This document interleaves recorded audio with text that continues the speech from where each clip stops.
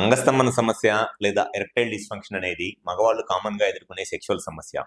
అయితే ఈ అంగస్తంభన సమస్య లేదా ఎరెక్టైల్ డిస్ఫంక్షన్ అండ్ సెక్షువల్ ప్రాబ్లమ్స్తో నన్ను ఓపీలో కన్సల్ట్ అయ్యే చాలామంది పేషెంట్స్ వాళ్ళకి ట్రీట్మెంట్లో ఎక్స్పెక్టేషన్స్ చాలా ఎక్కువగా ఉంటాయి.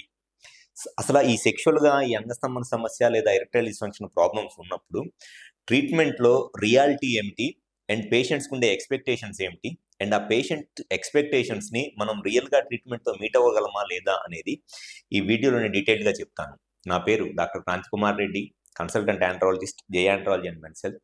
మాకు విజయవాడ, వైజాగ్, రాజమండ్రి, నెల్లూరు మరియు కర్నూలులో బ్రాంచెస్ ఉన్నాయి.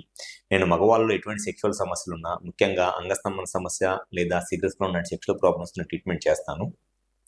ముందుగా చాలా మంది పేషెంట్స్ జనరల్గా నన్ను ఓపీలో కన్సల్ట్ అయ్యే చాలా మంది పేషెంట్స్ ఏజ్ వచ్చేసి 40 నుంచి 35 నుంచి 45-50 ఇయర్స్ ఏజ్ గ్రూప్లో వాళ్ళు చాలా ఎక్కువ మంది పేషెంట్స్ ఉంటారు.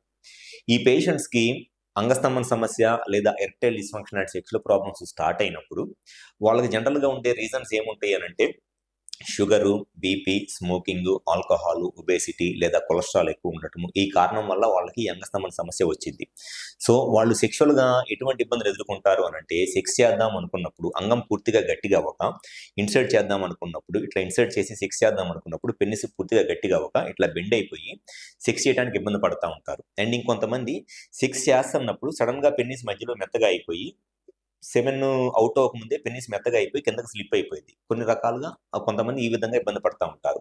అయితే వీళ్ళకి సెక్షువల్గా ఈ ప్రాబ్లమ్స్ రావడానికి రీజన్ వచ్చేసి ఎక్కువ మందిలో sugar, BP, smoking, alcohol, obesity and cholesterol ఎక్కువ ఉండటం. జనరల్గా ఇవే రీజన్స్ ఉంటాయి.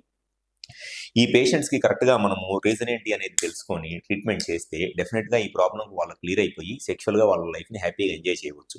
కానీ ఈ పేషెంట్స్ యొక్క ఎక్స్పెక్టేషన్స్ ఎలా ఉంటాయి అని అంటే వాళ్ళకి మెడిసిన్స్ ఫస్ట్ వాళ్ళ ప్రాబ్లంకి రీజన్ ఏంటో ఐడెంటిఫై చేసి ట్రీట్మెంట్ చేసి ఒక 1 మంత్ మెడిసిన్స్ వాడిన తర్వాత 1 మంత్ మెడిసిన్స్ వాడుకొని వస్తారు. వచ్చిన తర్వాత ఎట్లా ఉంది మీకు మెడిసిన్స్ వాడిన తర్వాత సెక్షువల్గా అంటే బాగానే ఉంది సార్ అంటారు.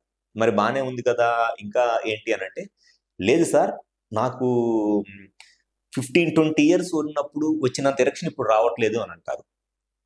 అక్కడ రియాలిటీ ఏంటి అని అంటే వాళ్ళకి సెక్షువల్ ప్రాబ్లం రావడానికి రీజన్ ఏంటో ఐడెంటిఫై చేసి ఆ ప్రాబ్లం క్లియర్ చేస్తే వాళ్ళు సెక్షువల్గా కలిసి వాళ్ళ సెక్షువల్ లైఫ్ని ఎంజాయ్ చేస్తున్నారు లేదా అనేది రియాలిటీ.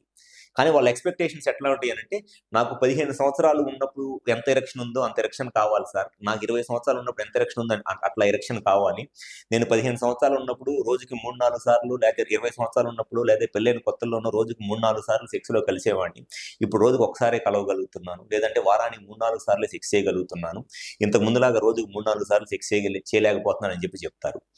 మీ ఏజ్ ప్రకారము మీకున్న ప్రాబ్లంకి రియల్గా ఎంత ట్రీట్మెంట్ ఆప్షన్ ఉంటుందో, ఎంత దాంట్లో ఇంప్రూవ్మెంట్ ఉంటుందో అనేది చూసుకోవాలి. పని పాట లేకుండా ఉన్నప్పుడు ఎవరికైనా సరే 15-20 ఇయర్స్ ఏజ్ గ్రూప్లో ఇంట్లో వాళ్ళు డబ్బులు పంపిస్తున్నప్పుడు ఎవరికైనా పని పాట ఏముండదు.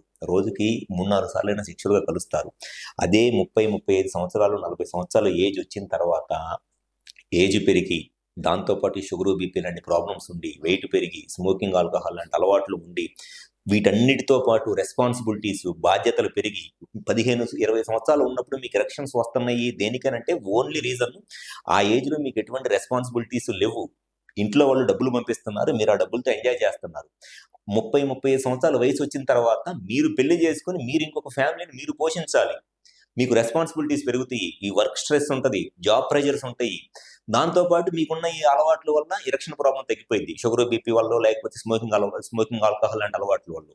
సో ఆ రియాలిటీని వదిలేసి ఎంత మట్టికి నాకు 15 సంవత్సరాలప్పుడు నేను రోజుకు 3-4 సార్లు కలిసేవాడిని, లేకపోతే పెళ్ళైన కొత్తలో రోజుకు 3-4 సార్లు కలిసేవాడిని, లేకపోతే నాకు అప్పుడు చాలా గట్టిగా ఉంది ఇప్పుడు అంత గట్టితనం లేదు ఏదో సెక్స్ చేయగలుగుతున్నాను అంటారు.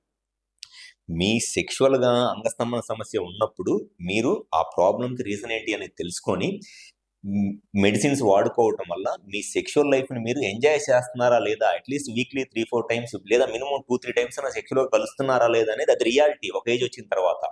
అంతేగాని 15 ఇయర్స్ 20 ఇయర్స్ ఏజ్లో ఉన్నప్పుడు రోజు 3-4 సార్లు సెక్స్లో కలిసినట్లు లైఫ్లో ఎవడు కూడా కలవలేడు. అండ్ చాలా మంది చెప్పేది ఇంకోటి ఏంటంటే సార్ మా ఫ్రెండ్ రోజు 3-4 సార్లు కలుస్తాడంట, మా ఫ్రెండ్స్ అందరూ చెబుతున్నారు సార్, మీరు చూసారా వాడు రోజు 3-4 సార్లు కలుస్తున్నాడని, వాడు చెప్పాడు అంతే, వాడు చెప్పింది మీరు ఏమైనా చూసారా, వాడు రోజు 3-4 సార్లు కలుస్తున్నాడు. కామన్గా చెప్పేది ఇదే మాట పేషెంట్స్, సార్ మా ఫ్రెండ్స్ చెబుతారు సార్ రోజు 3-4 సార్లు కలుస్తున్నామని చెప్పేసి అని. నాకు తెలిసి వాడు రోజు 3-4 సార్లు కలుస్తున్నాడంటే ఫస్ట్ థింగ్ వాడు 100% అబద్ధం చెబుతున్నాడు. లేదు అనంటే అసలు వాడికి రెండో పని పాట ఏం లే. వాడికి ఇక లైఫో, ఫ్యామిలీయో, సంపాదనో, జీవితంలో బాగుపడాలనో ఏమీ లేదు.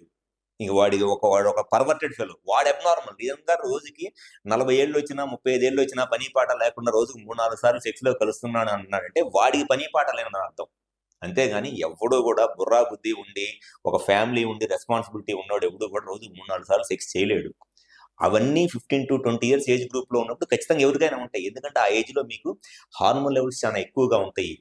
ఈ షుగరు, బీపీ లాంటి ప్రాబ్లమ్స్ ఉండవు. ఎటువంటి అలవాట్లు ఉండవు. ఫిజికల్‌గా చాలా ఫిట్‌గా ఉంటారు. డెఫినిట్‌గా ఆ ఏజ్‌లో ఎవరైనా సరే రోజుకి 2-3 సార్లు సెక్స్‌లు ఈజీగా కలుస్తారు. కానీ ఒక రెస్పాన్సిబిలిటీస్ వచ్చి, ఒక ఏజ్ పెరిగి, కొన్ని అలవాట్లు అయిన తర్వాత షుగరు, బీపీ లాంటి ప్రాబ్లమ్స్ ఉన్నప్పుడు రోజుకి ఒకసారి సెక్స్‌లో కలిసినా ఇట్స్ మోర్ దాన్ ఎనఫ్.